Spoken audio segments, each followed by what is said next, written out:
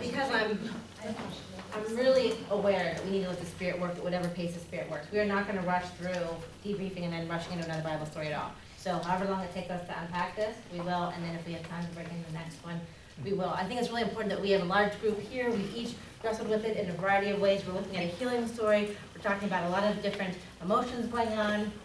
And of course, we have this ultimate healing that goes on, this transformation. So I really want to hear from each of the groups at whatever level that you're comfortable. But more importantly, I think this evening, hearing just large group, just kind of brain dumping. You don't need to share individually what your group, what they came up with, but do you see parallels? Whether it's in the actions that are going on, do you see parallels in the characters? Do you see parallels in the emotions that are going on with what you're experiencing right now? Because maybe you didn't have a chance to share in a small group, and you can do it large group, but just speak for you and not necessarily the group. One of the things that I had questioned about Bartimaeus was he blew off his cloak, and we explored in our group why he would have done that, and different reasons for if he just wanted to be seen, or was it more symbolic of kind of like throwing out the baggage and just moving forward and just going with grace. What did you come up with? So, well, kind of both. And we focused on that and what that means and what that could possibly look like. And then that transitioned into a conversation regarding trust. And he trusted, he knew that this is good. This is what you need to do. And it was just having that ultimate trust in Jesus. But it was interesting to see how the conversation came together, because I was just curious, why are you taking your clothes off? What are you, right. What are you doing? Yeah. And to say more about that, you talk about that, whether that was more of a symbolic baggage, man, we're just getting rid of it, and then what might have been customary. Because it shows the vulnerability, it shows trust, and we focused on what it is that may or may not have to be done in order for us to be more trusting in each other. Wow. So trusting not only that, okay, Bartimaeus is showing up, taking it off, getting rid of the baggage, trusting that Jesus is going to do what he knows Jesus can do. Right.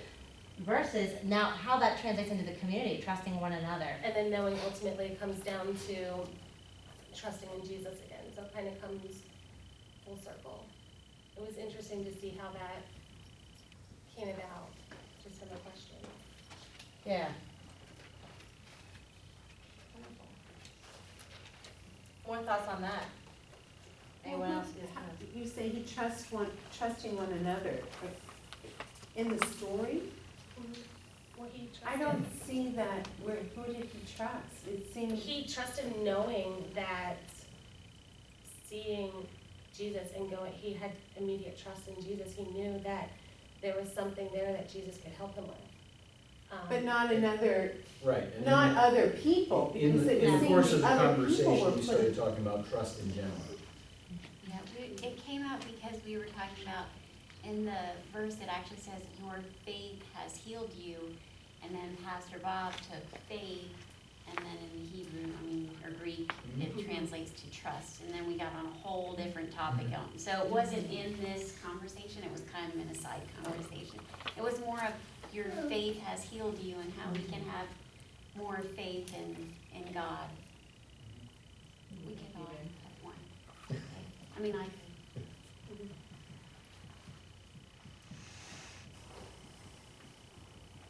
Our nice, wonderful Lutheran Book of Concord.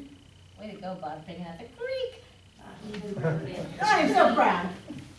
It is that, and Luther was very adamant about that. Anytime we talk about faith, it is about trust in the true knowledge of Christ.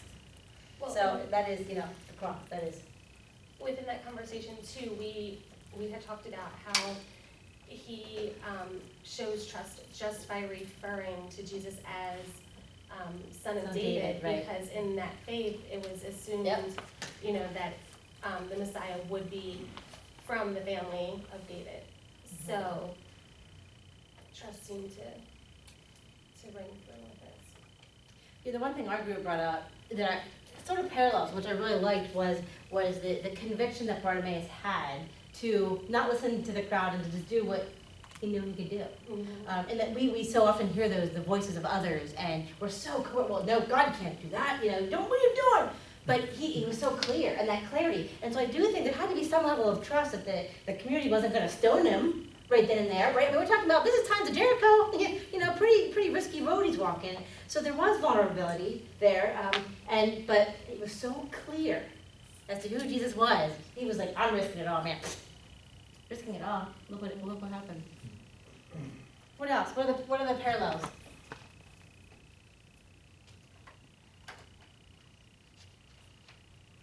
I think Jesus was establishing a pattern that he's going to break the rules. And he's going to do what he thinks is the right thing to do, not what other people try to compel him to do. Okay, so do you see that translating into the co-op, into? Well, it comes back to challenging rules, challenging traditions, Breaking the line. having the courage to break away from what you've done in the past. Okay. Yeah. And so what about some of the characters in the story and their response? So let's push it a little bit further. As Jesus breaks the norm, what happens? What happens to the crowd? What happens to Bartimaeus? What happens to the disciples? And Mark's version doesn't give us a lot, so, But what might have happened? Well, the crowd gets behind the beggar and, cheer up, get on your feet, get off the cliff. He's calling him. But they condemned him the sentence before, and then as soon as he said call him, all of a sudden, they're all for it. Right.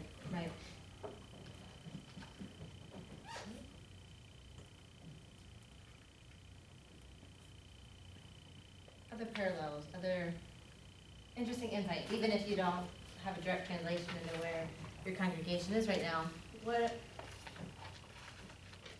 are you willing to share, Christine, not to call you out? She had a wonderful perspective, so. Yes. Yes. So when I read the passage, I saw it from sort of like an aerial view of the church as a whole, where Bartimaeus is the church and the crowd is everyone, all the non-believers out in the world, naysaying and trying to push Bartimaeus back. Yeah, I like that one, sorry. I was a little partial, yeah.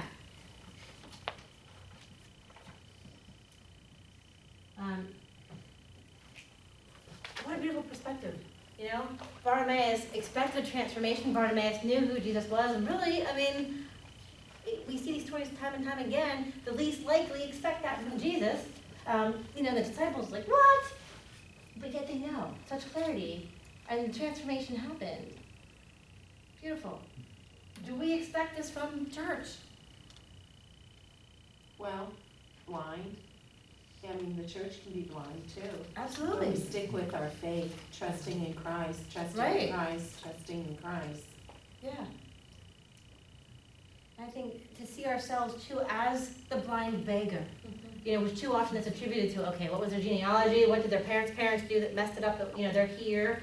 We blame the person, or the condition that they have based on what they've done. But if we could see ourselves as the beggar, we're moving a little bit closer to solidarity there. Yeah. Yes. Right towards the end, Jane brought up a very good point. I just love how we call you out. It's like you guys are on the top part group. You had good stuff.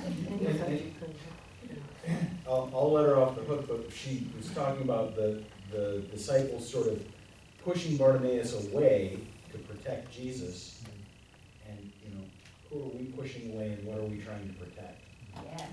Yeah, we talked a little bit about that. Did we use Secret Servicemen? If Jesus is being treated like he was president of the United States, it was Secret Service.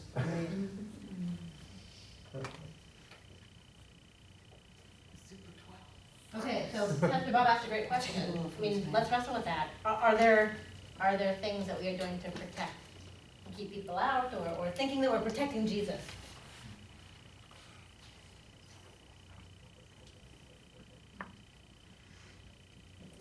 If we keep people out, I think we're trying to protect ourselves, not Jesus.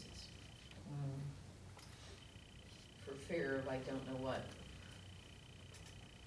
Fears the unknown. Okay. I don't think we are actively keeping anybody out. If we do, it's passively. I mean, by not going to them, be passively, I guess, but, and I mean, we recently had the NAACP came in, and the Willow Terrace dinner, we invited anybody who was walking by, if they asked about it, I said, yeah, sure, come on. But I don't think that anybody does that deliberately, at least, in my experience. And my group already knows this answer, because I already told them this, but where do all the healings happen? A lot of these healing stories.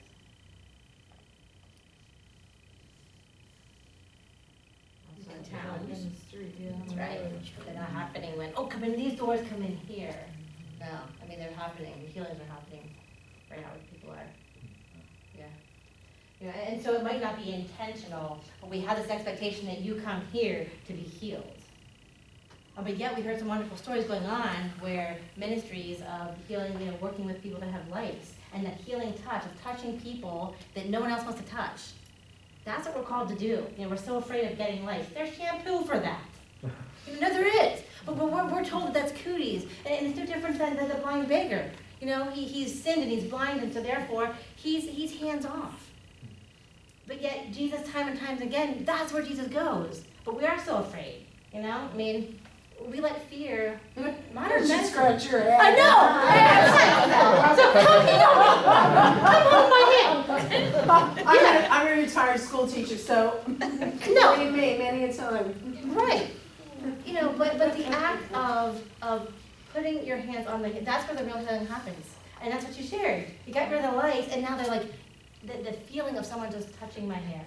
Oh, yeah, they We come, have- and then, the lice are pretty much eradicated, but I think if Holly from Zion, we kind of nicknaming ourselves the lice ladies, but I mean, we come in and it really is becoming, we were talking about last night, more of an attention. I mean, there's one woman who goes, I so look forward to you guys just touching my hair and just touching my scalp.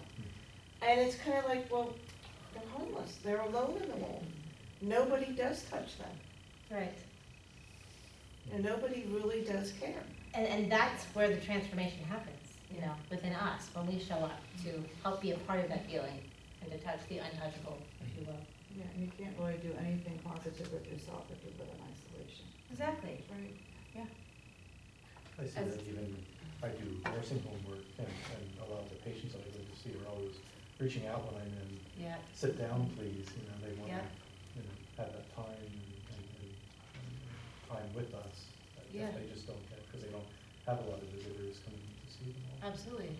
And people are so, you know, when I served as a trauma chaplain, but then, you know, you got to see all ages dying, the reality was people are afraid of touching them when they're near death. They need you more than ever, you know. Now, there's some that their skin becomes very frail, and if you rub too hard, yeah, you're going to cause the skin to bleed, okay? It's there. But just put your hands on their hand and watch their whole breathing shift, because you've now entered their field of grace. Research shows us time and time again, if you get within someone's field of grace, you can't harm them. If you get too close, you can't pull the trigger. Okay, this isn't going to be about gun control. The point is, it's not. But it's we don't enter people's fields of grace. When Jesus entered the field of grace, that's when Bartimaeus was healed. But Bartimaeus showed up to that field of grace to be healed. Because Bartimaeus believed and had expectation, and the transformation happened. And so, yeah, it just is so important that we see each other in that solidarity and in that field of grace. So here's the thing that I have wrestled with, is that, okay, Jesus showed up. So I'm not saying that we're Jesus, but we represent the church. So we show up. But if they don't show up, what can you do? The story wouldn't have happened if Bartimaeus wouldn't have come. You know, I'm thinking of something that we did, and I had hoped for more of participation not necessarily from the co-op, but from the neighborhood, and they didn't show up. You're there, but they didn't show up. But do they trust you? Okay, it's all about, so what is gonna make others be so vulnerable they're willing to take off their cloak? We have to build trust, it's all about relationship. Okay. And so that that is literally not doing a hand out and looking at a charity, a transactional charity relationship, but I'm willing to sit down with you and get to know you and eat with you, not just give you a box of food. That's the difference. I've now entered your field of grace. So I'm thinking of it, trying to draw a parallel to you. I'm a teacher as well. So, I had it just, they did not, Where'd you? what happened? I'm kidding, sorry. Oh, tea tree oil, you're good. Those little suckers won't get you. But when I teach a lesson to my kids, and I'm planning this lesson, and man, it's gonna rock, and it's gonna be great. And I deliver that lesson, and I'm like, all right, let's do it again. So This time with you feeling. change the lesson, and you have to meet people where they are. So maybe my expectation the first time I did that lesson was, I cannot wait to teach about, I don't know, irony is always very tough for me to teach, especially with an autistic population. So irony lessons I have to rethink and rethink. But as long as you have that energy to keep going and try again and try a different format and try something new, I think that is where the trust comes in. There have been times where my students have said to me, Mrs. Guy, that was pretty awesome. I totally messed up, and they loved it because they saw that there's flaws, So we're not going to be a perfect church body. We're not going to be a perfect community of trust or Christ. I think we just have to keep trying, and the community sees that we're trying. So.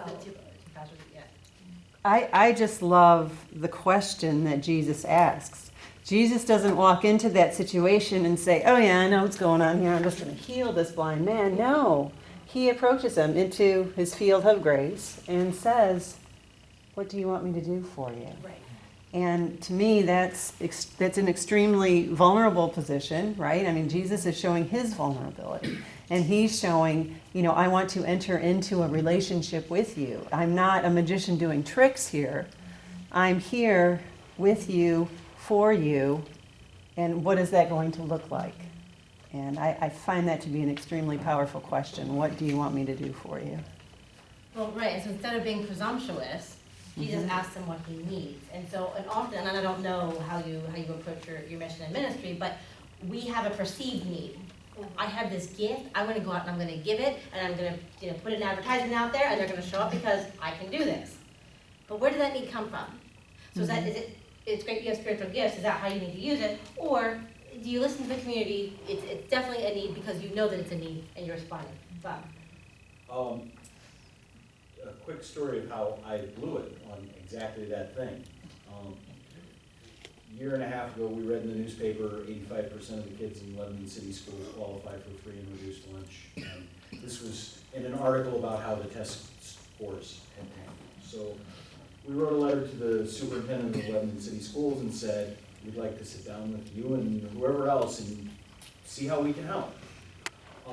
And so she called a meeting of herself and a couple of her principals and vice principals, and we came and sat down and started talking about how we could maybe be of service to the students in the Lebanon City Schools. And I said, well, we've got these 5 buildings, 4 of them in the city of Lebanon, right down the street from some of your schools, and we've got folks who are retired or semi-retired or free in the afternoons, and we could start some after-school programs. And the principal at Northwest Elementary School looked me right in the eye and said, that's great, it ain't what I need. That's right. And I said, oh, okay, tell me what you need and I'll see if we can do it. And he said, what I really need is I need volunteers in classrooms to help teachers. And now Annette Edwards goes and volunteers at Northwest Elementary School. I shudder to even guess how many hours she's put in at Northwest in the last year. And there's 4 or 5 other people across the co-op that go into our elementary schools and volunteer because that's what they need. Right. It wasn't what I thought we were going to give them, but it's what they need. And I think oftentimes as church, we have that tendency to give people what we perceive they need. Correct. Instead of actually asking the question, what do you want me to do for you? Yeah, definitely. I mean, if you're doing kind of like global mission work, the first thing they do in the training is tell you, get rid of your expectations of what you think they need, because what you enjoy in this country, and you go there and you see they're not enjoying it, they don't miss it, want it, or need it. You know, so you've got to get rid of what the expectations are because of what you're accustomed to or what you want. Your role is to deep listen and to get to know them and then help figure that out. Rather than go in and think, well, you know that how you do it here or what you have here is what they want and need. The same thing is true of our neighbors and our community. I was like, why does this apply just to global mission trips? It doesn't. I mean, that was my aha moment in my first call. I was like, oh, right, that's why. So it's so important that we're asking those questions. What do they need? And you know, building that trust and that relationship. Yeah. Yes. Lydia was saying, I'm not sure what event you were referring to, you said they didn't come. And is it John? Yes. John was saying, you think we don't intentionally leave them out. But there are perceptions out there that are totally without words and actions. I think our buildings can be intimidating to the people that live around us or to some of them.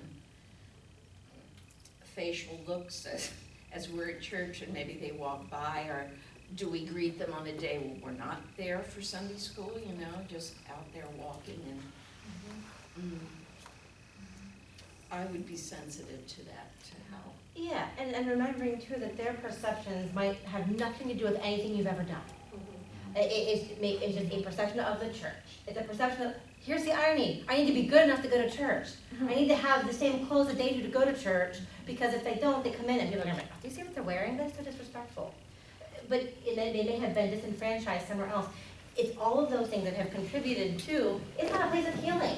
It's not a place of, I'm gonna come and drop my cloak. But if we come and accompany, then church might only happen in the parking lot, but that's okay, because that's where the healing happens, over and over again. For those, we also know what happens in the temple, right? It's not to dismiss, you know, our wonderful organizational structure of religion. Of course, we know that healing takes place too there. It's both places, it's both and, not either or. Both and. But did Jesus go, Jesus didn't go up to the blind beggar went to Jesus. And I'm just thinking of somebody in the neighborhood said to me, well, give me one of these. You know, what do you think, it was almost, I was assuming that they needed help. That was the look that I got, like, who do you think you are? Yeah. Do you know what I mean? I do. Someone rings on your doorbell and says, what can I do for you? Oh yeah, we're skeptical. Okay, that's not a culture, we're not.